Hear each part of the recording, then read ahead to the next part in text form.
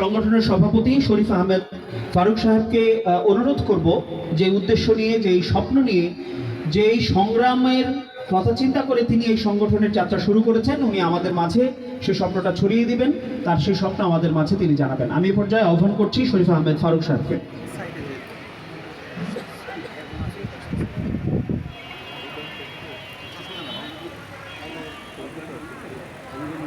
ওকে, দুঃখিত, এখন আরেকজন অতিথিকে আমি একটু বক্তব্য দেওয়ার জন্য অনুরোধ করছি। আমিনুল ইসলাম বাবলু, সিনিয়র যুগ্ম আহ্বায়ক, দক্ষিণ খান থানা, বিএনপি।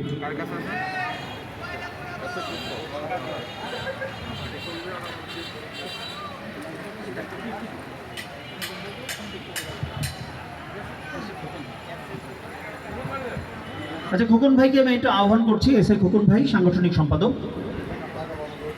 ঢাকা মহানগর উত্তর স্বেচ্ছাসেবক দল।